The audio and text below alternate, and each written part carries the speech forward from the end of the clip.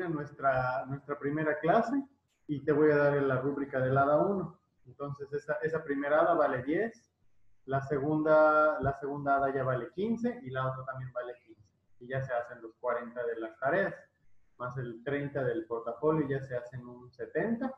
Y los otros 15 que hacen falta, 5 son de la participación, 5 son del comportamiento y 5 de la asistencia.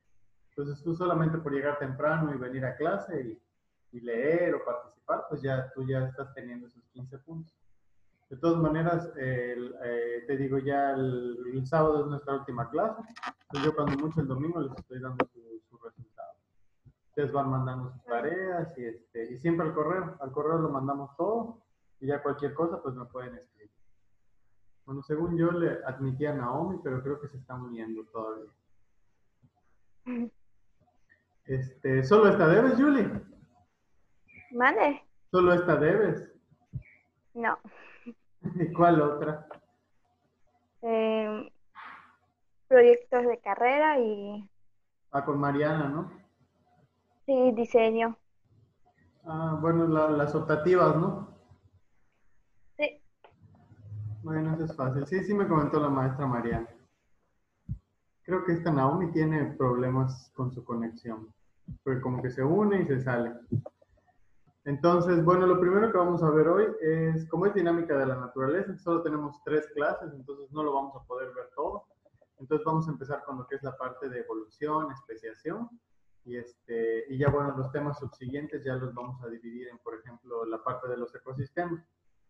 Cómo se dividen los ecosistemas, cómo es la dinámica de poblaciones, de las comunidades, cómo es la cadena trófica, que eso también lo vimos. Todo es muy sencillo. Realmente, por sesión no nos vamos a llevar toda la hora, porque pues bueno, no tengo el Zoom Premium, así que nuestras sesiones no pueden durar más de 40 minutos. Entonces yo en ese tiempo pues tengo que dar la clase y explicarles a ustedes cómo es la rúbrica. Ahí está Naomi, pero creo que todavía no me oye. Se está conectando. Hola Naomi, ¿me escuchas?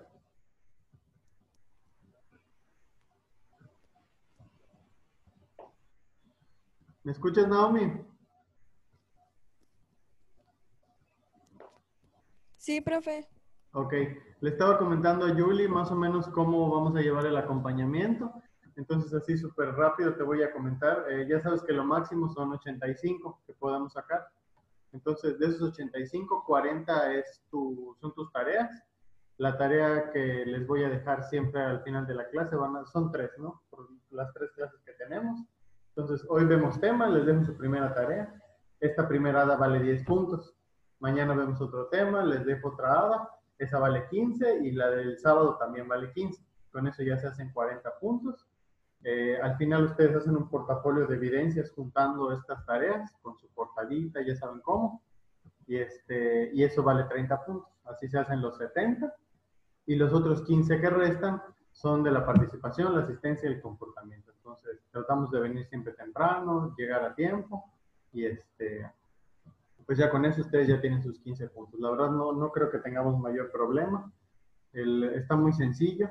Le digo a Yuli que realmente una hora no nos llevamos porque la sesión dura como 40 minutos. Entonces, bueno, ya si no tienen ninguna otra duda o algo así, pues podemos empezar la presentación. No sé si quieran preguntar algo de los puntos, la distribución de los promedios. Nada. Y las tareas envían por correo. ¿Cómo? Tareas envían por correo. Sí, sí, sí. Todas las tareas, o sea, por ejemplo, ahorita terminamos, les comparto en la pantalla la rúbrica del hada, se las explico cómo es, y luego se las mando a su correo en ese mismo momento, para que ustedes la tengan ahí en su correo y la puedan leer, y tienen todo el día para hacer la tarea. Me la mandan antes de la medianoche, y lo mismo mañana, ¿no?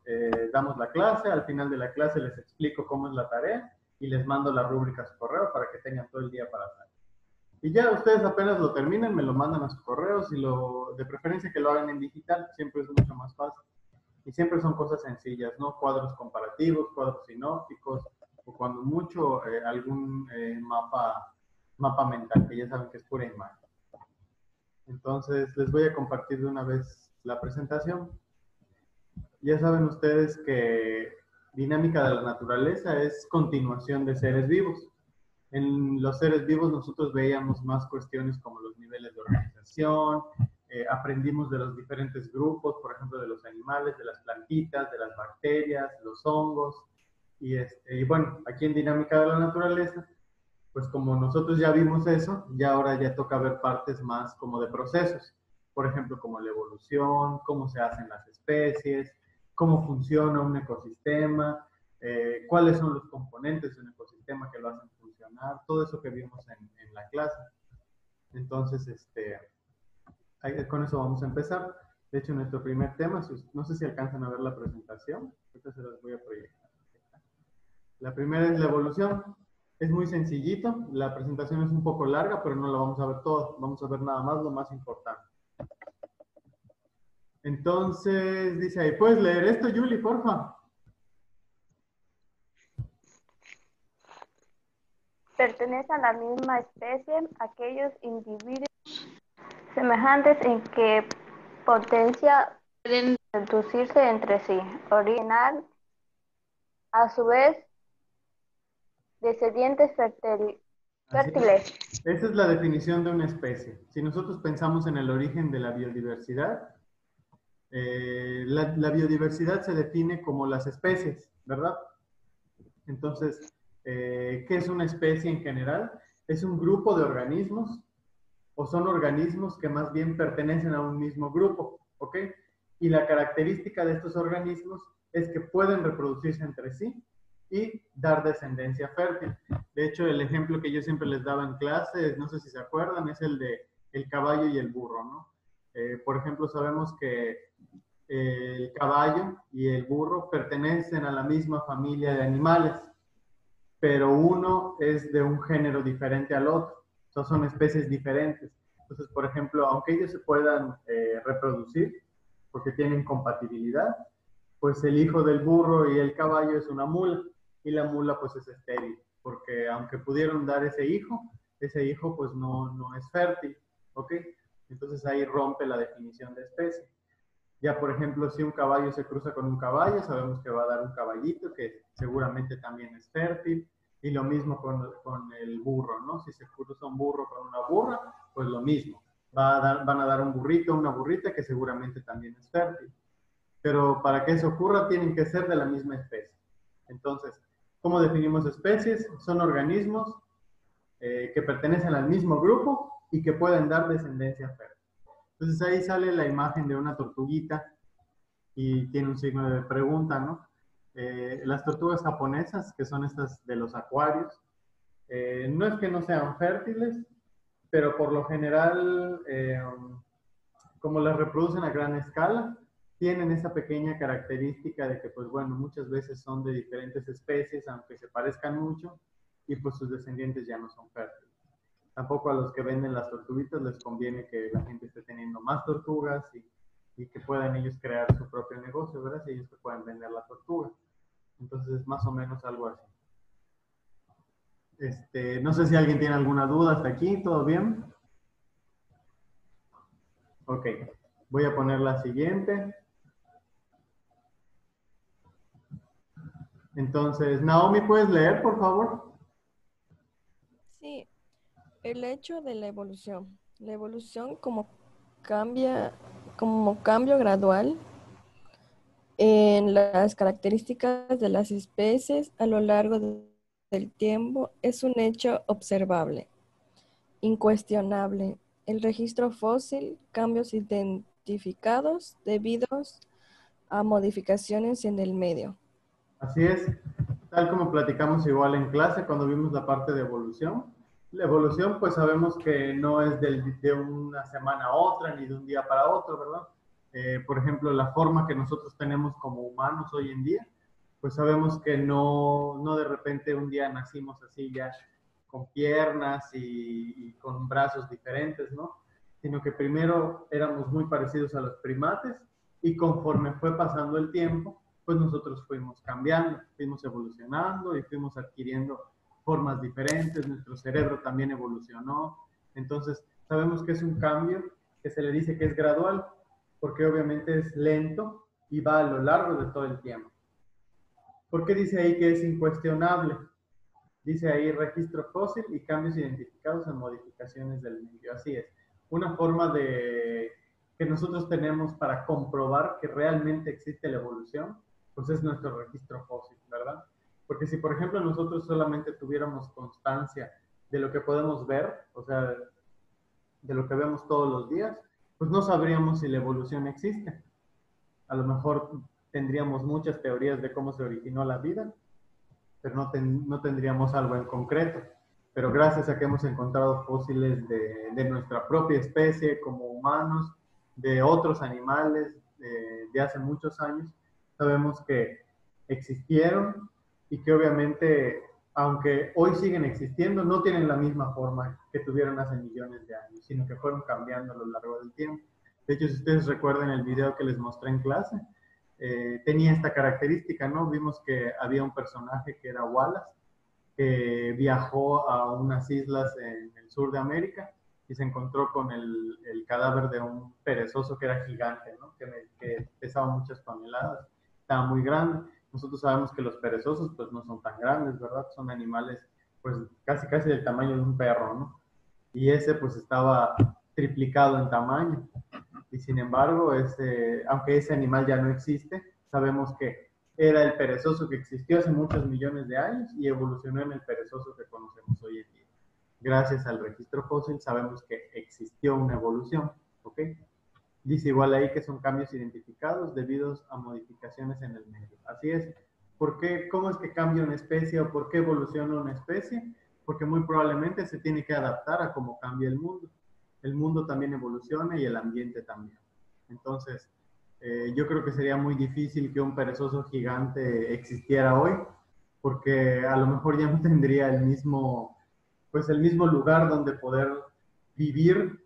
Ahora ya nosotros los humanos ocupamos mucho espacio, construimos en todos lados y realmente dejamos a la naturaleza muy aislada. Entonces, pues no le damos chance de que se reconstruya, ¿no? Entonces es muy difícil ver animales tan grandes en la selva y ahora ya todos son más pequeños y todos están más adaptados pues a los espacios en donde les toca vivir y en donde pues los hemos confinado. Entonces, bueno, les voy a cambiar. Dice aquí. Esto no es necesario que lo copien, es nada más para que tengamos en cuenta que existe algo que se llama fijismo. Dice que las especies son inmutables. Dice, los seres vivos son formas inalterables, creadas de forma independiente, siendo como tal, y fueron diseñadas desde su comienzo. Esa es una corriente que existió hace muchos años, que se le llamaba fijismo, que pensaba que, por ejemplo, los animales, tal cual como tú los conocías, hacían así. Perdón. Salud. Era una corriente que pensaba que los animales se quedaban así, como nosotros los conocemos, todo el tiempo. O sea, si por ejemplo tú veías un gatito, decías, ay, los gatos, pues siempre han sido gatos y siempre han sido así. Pero nosotros sabemos que no. Sabemos que antes de que existiera el gato doméstico, existieron tigres dientes de sable y animales mucho más grandes y mucho más peligrosos que evolucionaron y se dividieron en diferentes animales, ¿no? Porque nosotros sabemos que hoy por hoy, pues no solamente existe el gato doméstico, sino que también existen los leones, existen los linces, los gatos salvajes, y hay de muchísimas formas y tamaños. Entonces, realmente esa corriente, pues no es correcta. También nos habla de Carl Linneo, que es el padre de la sistemática. Si ustedes recuerdan un poco de la sistemática que vimos en clase, vemos que las especies las podemos organizar en un género, en una familia, en un orden, en una clase y en un reino. Por ejemplo, nosotros somos del reino animal, también pertenecemos al filum de los cordados, porque tenemos columna vertebral, también pertenecemos a la clase de los mamíferos, porque tenemos glándulas mamarias, tenemos pelo en el cuerpo, tenemos muchas características. Pertenecemos al orden de los primates porque ellos son nuestros descendientes. De la familia de los homínidos, igual que los monos. Y nuestro género es Homo, ¿verdad? Y ya nuestra especie como tal es Homo sapiens. y eso ya es la nomenclatura binomial. Sabemos que la nomenclatura binomial es el nombre científico que tienen los organismos y se le llama nomenclatura binomial porque consta de dos nombres, que en ciencia le llamamos que es el nombre y el apellido, pero son dos nombres que son como en latín y por lo general siempre nos dan una característica de la especie. Por ejemplo, Homo sapiens significa hombre que piensa. Entonces, esa es la característica de nosotros los humanos. Somos animales, pero también somos hombres que pensamos. Por eso somos Homo sapiens. Bueno, esta es otra corriente, que es el catastrofismo, que decía que en el pasado se habían producido catástrofes geológicas que producían extinciones, tras las cuales se producían nuevas creaciones. La última de esta catástrofe fue un diluvio universal, o eso es lo que se pensaba, ¿no? Es una cuestión un poco bíblica y pensaban que, pues bueno, toda la creación de las especies y lo que vemos en el mundo, pues está dado como lo describe la Biblia, ¿no? Como la inundación causada por Noé, y pues bueno, ya saben, todos los animales que se salvaron, el arca, etc. Pero pues nosotros sabemos que realmente hay pruebas de que pues la evolución ocurrió de manera distinta, porque pues sabemos que existió un meteorito, etc. Entonces, esto sí ya es un poco más importante, dice el evolucionismo. Las especies cambian a lo largo del tiempo. ¿Puedes leer, Julie, por favor? Las especies cambian a lo largo del tiempo, pero surgen nuevas teorías basando en las ideas de los que los seres vivos pueden transformarse a lo largo del tiempo. Así es. Dice que el evolucionismo es una corriente que surgió después del fijismo, del creacionismo, y que está basado en la idea de que los seres vivos se pueden transformar a lo largo del tiempo, y nos da pues las teorías evolutivas de cómo aparecen las especies. Y es lo que les decía, ¿no? Nosotros inicialmente no teníamos la forma que tenemos hoy en día, y poco a poco fuimos cambiando a como nos conocemos hoy, ¿no? Porque fuimos transformándonos a lo largo del tiempo. Y lo hemos visto no solamente con nosotros como humanos, sino con muchas otras especies de animales, que son muy distintas a como eran en el pasado. ¿Ok? Entonces, bueno, ¿cómo aparecen las especies? Básicamente a través de la evolución, que su corriente es el evolucionismo, que ya más actualmente se le conoce también como darwinismo, porque sabemos que Darwin es el padre de la evolución, tal como habíamos visto antes. Entonces voy a cambiar. Dice, la evolución es una teoría científica. No es necesario que lo copien, nada más se los voy a comentar. Dice, las hipótesis, las especies tendrán en común algunos componentes esenciales procedentes de un antepasado común.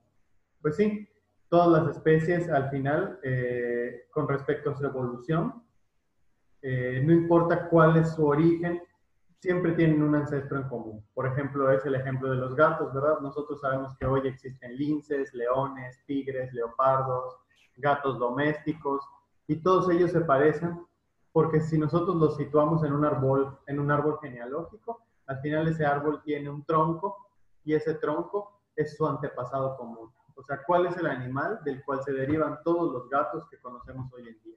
Así como pudo haber sido un dientes de sable, a lo mejor pudo haber sido un animal todavía más antiguo, que ni siquiera conocemos. Dice, cuanto más cercanas en la evolución estén dos especies, y sus semejanzas serán mayores, y cuanto más lejanas en su origen, tendrán características más diferenciadas. Lo mismo de los gatitos. Por ejemplo, nosotros sabemos que no importa si es un lince, un leopardo, un gato, un puma, lo que sea, nosotros, si ustedes han visto videos en el Facebook de gente que tiene como mascotas a gatos grandes, y me refiero a gatos grandes como leones, tigres y todos estos, tienen comportamientos muy parecidos a los de un gato doméstico. Entonces, si tú le acaricias en la orejita, va a empezar a ronronear, se ponen a jugar, obviamente dentro del tamaño que tienen y lo peligrosos que pueden ser, pero pues siguen siendo gatos. Entonces, ahí te das cuenta que, aunque su apariencia física sea muy diferente, siguen teniendo las mismas características y se comportan de manera similar. Entonces, ahí te das cuenta que se cumple esa característica, ¿no? Dice, mientras más cercanas en la evolución estén dos especies, pues sus semejanzas serán mayores, como en el caso de los felinos. Y dice, cuanto más lejanas están en su origen, van a tener características más diferentes. Eso lo podemos ver, por ejemplo, con los mamíferos marinos. Nosotros sabemos que los delfines, las ballenas y las orcas son mamíferos marinos. Y aunque todos tienen un ancestro en común, ahora sí que su división evolutiva es muy diferente, porque vemos la forma que tiene una orca y es completamente diferente a la que tiene un delfín, de la que tienen las ballenas. Y se comportan de maneras diferentes, unas son carnívoras, otras comen animales más pequeñitos, no necesariamente animales como focas, otras son filtradoras, entonces tienen comportamientos completamente distintos y sin embargo todas pertenecen al mismo ramo de especies que son los mamíferos marinos. Luego dice que habrá restos de una especie que puede haber desaparecido, pero que como es antepasado común de otras, muestra características de ambas o intermedias entre ellas. Es lo mismo con los mamíferos marinos, ¿no? Siempre va a haber un antepasado común que tengan ellos que nos va a poder hacer detectar que realmente las ballenas, los delfines, las orcas, las belugas y todos estos mamíferos marinos pues pertenecen a un grupo que es, ahora sí que valga la redundancia, de los mamíferos marinos, o sea, porque tienen un ancestro en común. Estas son las famosas pruebas de la evolución. ¿Te acuerdas, Naomi? ¿Puedes leerlas, por favor? Sí, pruebas de la evolución, evidencias. 1. Pruebas paleontólogas, pruebas bioquímicas, pruebas biogeográficas, pruebas de la sistemática, pruebas de la anatomía comparada, pruebas de la embriología, pruebas de la domesticación. Así es. ¿Te acuerdas de alguna de estas? ¿Alguna que tú digas? Bueno, me acuerdo de más o menos cómo era esta. No tiene que ser esta. Las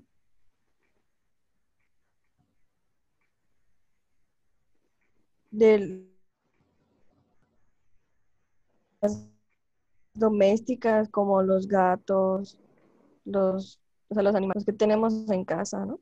Exactamente. Las pruebas de domesticación son una de las pruebas de la evolución. Y más que con los animales, que también es muy observable, también lo vemos con las plantas, ¿verdad?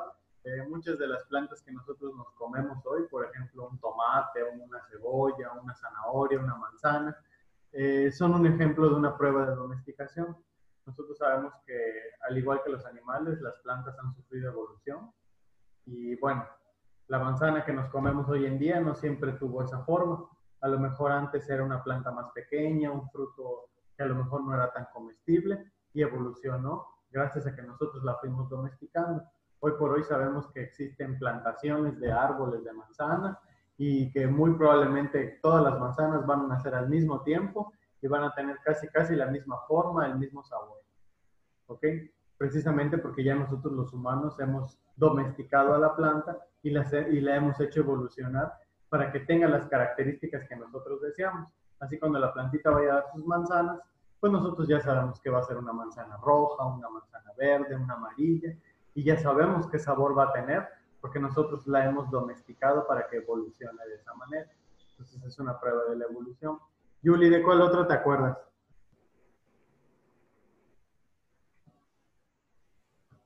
¿De cuál otra te acuerdas, Yuli? ¿Cómo? ¿De cuál de otras de estas pruebas te acuerdas? ¿O cuál crees tú que es una prueba de la evolución? Naomi ya nos habló de las pruebas de domesticación. ¿Cuál otra te acuerdas tú? Cualquiera, cualquiera.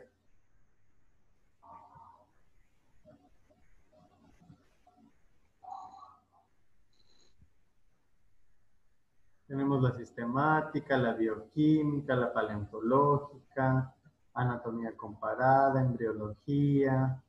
¿De cuál te acuerdas? Profe, ¿Sí? puedo decir, las pruebas paleontológicas son las de los huesos, ¿no?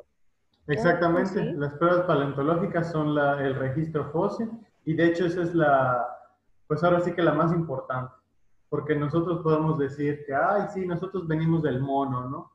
Pero, ok, lo puedes decir, pero pues realmente, ¿cómo lo compruebas? Pues porque tienes una evidencia que es el registro fósil.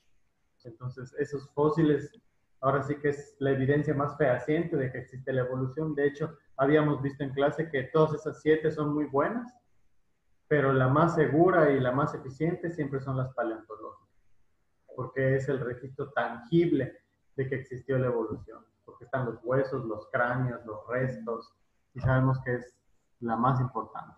Entonces, de hecho, ya así como que nos las empiezan a describir. La número 1 es la paleontológica, que precisamente es el registro fósil. Dice que aumenta, tiene un aumento de complejidad. Y, por ejemplo, aquí nos da un ejemplo, ¿no? Es el Archaeopteryx, era una especie de ave dinosaurio muy extraña. Fue de los primeros organismos que empezó a presentar plumas. Y sabemos que existió por el, bueno, pues por esos fósiles que se han encontrado en la Tierra, ¿no? Y era un animal bastante extraño, bastante grande. Yo pienso que daría mucho miedo verlo, pero pues era un animal bastante interesante, ¿no? Ya no existe. Existen algunos antepasados, bueno, perdón, existen ya algunos organismos que son su evolución, pero ya son completamente diferentes a lo que era el Archaeopteryx. Sin embargo, sabemos que existió gracias a su registro fósil y por lo tanto sabemos que es una prueba de la evolución. ¿Ok? ¿Dónde encontramos los fósiles? Por lo general siempre están muy por debajo de la Tierra, ya como parte de, incluso muchos de ellos forman parte del combustible fósil que es el petróleo. Entonces, esa es una de las características que tienen los fósiles. Entonces, tenemos las pruebas paleontológicas. ¿A qué se refiere lo de las pruebas paleontológicas? Bueno, aquí es lo mismo del registro fósil, no es nada más para que ustedes vean este dibujito de cómo es el caballo, ¿no? Inicialmente sabemos que los caballos pues no tienen la forma que tenían antes, ¿no? Sino que fueron evolucionando gradualmente. Y por ejemplo ahí lo vemos, ¿no? Empiezas como un animal chiquitito que conforme se fue adaptando a las características de donde fue viviendo, se fue haciendo un animal mucho más grande hasta el caballo que conocemos hoy.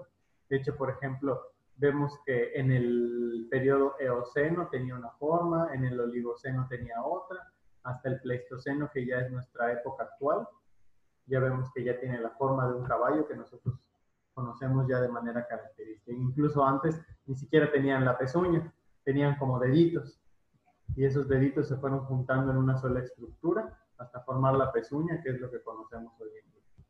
Y ya es como una patita que está unida, ¿ok? Ya no tiene los deditos que tenía antes. Y eso es parte de la evolución de la que fue víctima, vaya. Otras pruebas son las bioquímicas. Si se acuerdan, está el famosísimo CHOMS, que es el carbono, hidrógeno, oxígeno y nitrógeno, que son los elementos de la vida, porque gracias a ellos se forman los alimentos. Nosotros estamos formados también de estas moléculas y bueno, son las moléculas que ahora sí que nos permiten realizar todas nuestras funciones. ¿Cuáles son? Los carbohidratos, que están formados de carbono, hidrógeno y oxígeno. Tenemos también a las proteínas, que están formadas de nitrógeno y oxígeno principalmente. Están otras macromoléculas como los ácidos grasos y el colesterol, ¿verdad? Que también son combinaciones de carbono e hidrógeno. Y bueno, esas son básicamente las pruebas bioquímicas de la evolución, que todos estos componentes naturales se han adaptado a nuestros alimentos y dan lugar a todos los organismos orgánicos que nosotros conocemos, porque nosotros estamos también formados de carbono, de hidrógeno, de oxígeno y de nitrógeno. ¿Okay? Cuando nosotros nos morimos y nos descomponemos, todos estos elementos regresan otra vez al sistema. Obviamente regresamos en forma de cenizas, de restos, pero pues al final seguimos formando parte del sistema con estos elementos principales, que son el carbono, el hidrógeno, el oxígeno, el nitrógeno, y faltó por ahí el azufre y el fósforo, porque recuerden que era CHOMS. Entonces, bueno, con respecto a las pruebas bioquímicas, nada más recordar que estaba el anabolismo y el catabolismo, que son procesos de creación y de respiración celular, pero que implican precisamente el uso de estos elementos, que es el carbono, el hidrógeno, el oxígeno y el nitrógeno. Y son los que nos ayudan a producir los alimentos, la respiración celular y todos los procesos que son esenciales para la vida. No vamos a ver esta parte de genética, pero vamos a pasar a las partes biogeográficas, ¿ok? Entonces, ¿puedes leer, Julie, por favor? Donde dice actualmente. Actualmente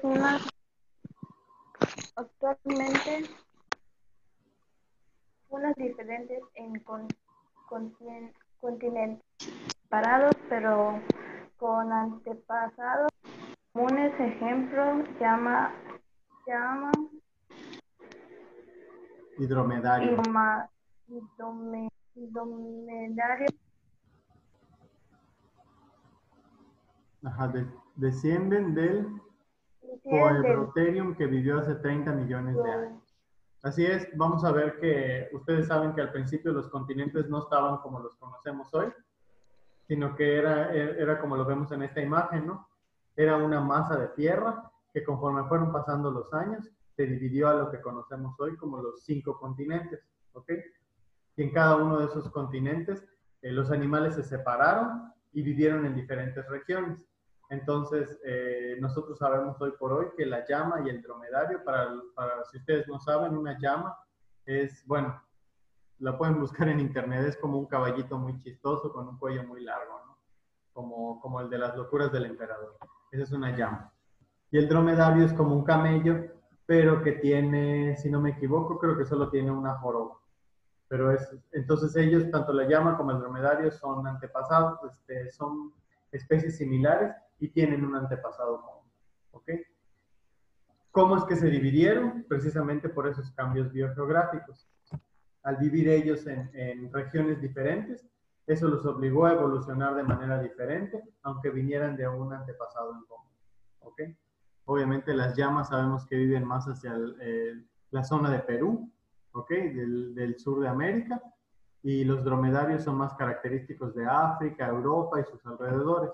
Entonces están completamente alejados unos de otros, pero en algún momento vivieron juntos y tuvieron un antepasado en común. ¿Ok? Esa es una llama, está la fotito, para que ustedes la conozcan, y ahí está el dromedario, ¿ok? Que como les dije es un camello, pero que solamente tiene una joroba. Y ellos son parte de la misma familia, descienden de un mismo antepasado, pero ahora viven en lugares completamente diferentes, aunque antes vivían en zonas similares, ¿ok? Y vean qué diferentes son, tanto en pelaje, como en forma, como en características, pero lo que sí les puedo asegurar es que muy probablemente tienen el mismo tipo de comportamiento. Eso sí, eso no lo cambian. De hecho, ahí los vemos que ese es su antepasado común, que es Coebrotarium, que es el antepasado común que dio origen al dromedario y a la llama.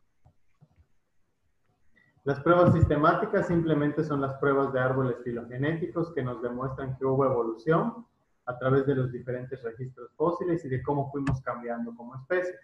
Ya voy a ir rapidito porque ya vamos a acabar y les quiero mostrar la rúbrica. Las pruebas de anatomía comparada, lo único que nos muestran es que, por ejemplo, en el caso de las aves y los mamíferos marinos, todos ellos tienen estructuras de movilidad diferentes, las alas, las aletas, pero si, por ejemplo, nosotros le sacamos una radiografía a una aleta, vamos a ver que tiene huesos. Si nosotros le sacamos una radiografía a un ala de un murciélago, tiene huesos, lo mismo que el ala de un ave o la pata de algún reptil, por ejemplo, como un cocodrilo. Esta, por ejemplo, es la mano de un manatí. Entonces, vean cómo todos ellos son diferentes, pero tienen formas que los hacen muy similares hasta cierto punto, ¿no? El mismo tipo de huesos, el mismo tipo de falanges, la misma, tal vez no la forma, pero tal vez la disposición de cómo están esos huesos, ¿no? De que, por ejemplo, sabemos que tienen un omóplato, sabemos que tienen un húmero, una ulna, ¿ok?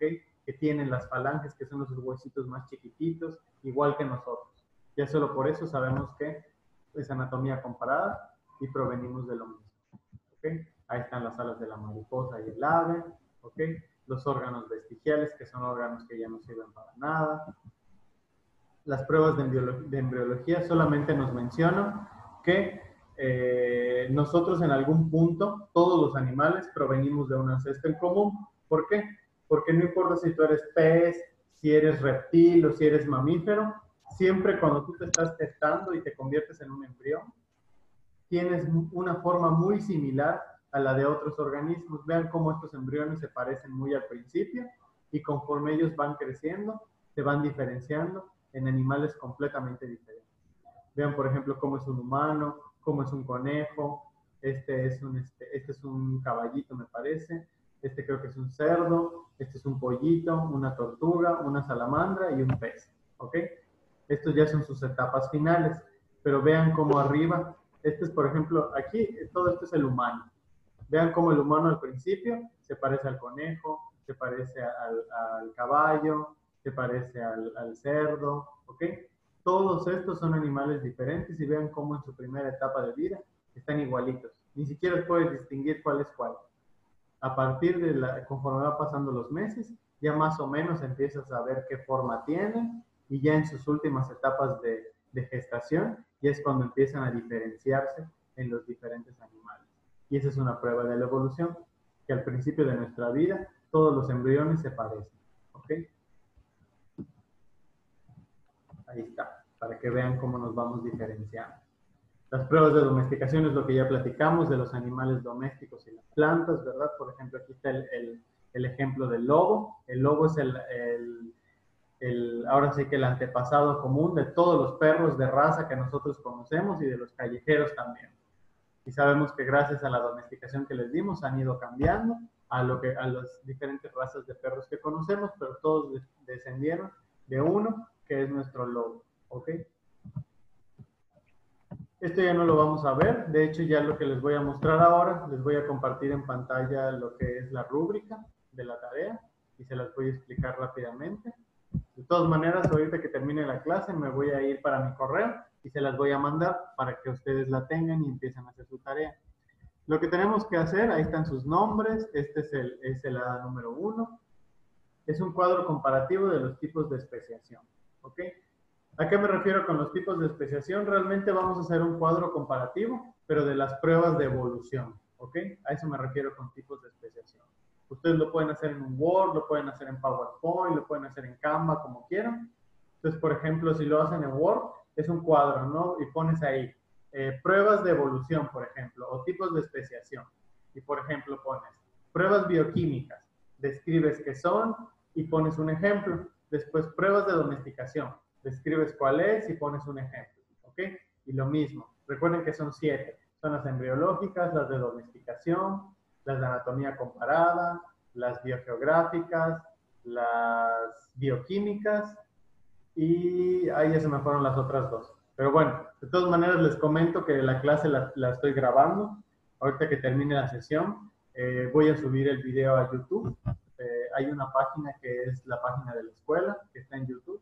Creo que está en nombre de la maestra Angélica, me parece. Ella es la administradora. Entonces ahí pueden buscar por si quieren volver a ver la presentación y todo. Ahí vamos a aparecer nosotros como si fuéramos unas celebridades. Entonces, este es básicamente, no sé si tienen alguna duda con la rúbrica. Es muy sencillo. O sea, unas palabras vamos a... Sí, de hecho puedes usar tus palabras, pero obviamente investiga lo de internet para que no te pierdas con la información. Y no se olviden, antes de mandar su trabajo, pónganle su portadita con sus datos, hacen su parte de contenido y al final del trabajo, pues ya saben, no olviden anexar su bibliografía, ¿ok?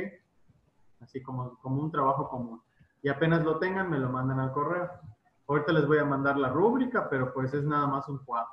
Entonces, no sé si alguien más tenga alguna duda antes de que termine el minuto que nos queda. No tengo ninguna duda. Ok, pues entonces aquí lo vamos a dejar, chicas, y pues nos vemos mañana. En un ratito les voy a mandar la rúbrica y les voy a mandar la invitación de la siguiente clase, que es la de mañana. ¿Ok? Entonces, pues nos vemos mañana. Nos vemos, Julie. Nos vemos, Profe. Naomi. Bueno, profe.